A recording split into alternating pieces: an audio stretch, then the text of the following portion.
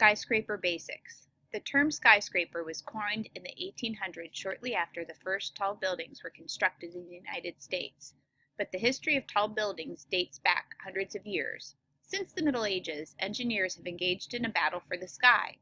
Before there were skyscrapers, there were towers. Made of heavy stone, towers had thick, sturdy walls, but the rooms were dark and cramped. Too many windows would have weakened the structure. Soon, Gothic cathedrals joined the quest for height. Long stone arms, called flying buttresses, supported the cathedral's heavy weight, allowing the walls to be filled with colorful glass windows. With steel came the first modern skyscrapers.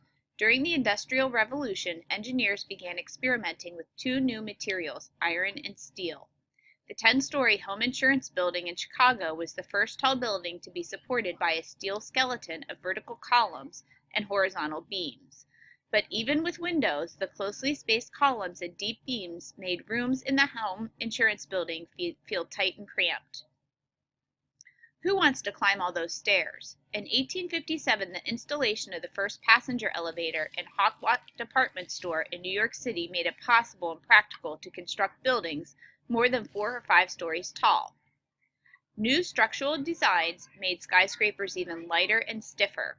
As skyscrapers grew taller and taller, engineers were faced with the new enemy, wind. Today's tallest skyscrapers, which are almost 1,500 feet tall, must be 50 times stronger against wind than the typical 200-foot buildings of the 1940s.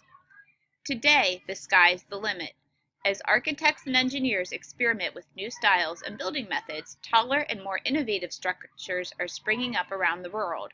The tallest buildings in the world, the Petronas Towers in Malaysia, are connected by a flexible sky bridge on the 42nd floor, a design that improves the circulation of people between the towers and provides an escape route from one tower to another in case of an emergency. Now that you're a genuine skyscraper whiz, test your skills in the Skyscraper Challenge.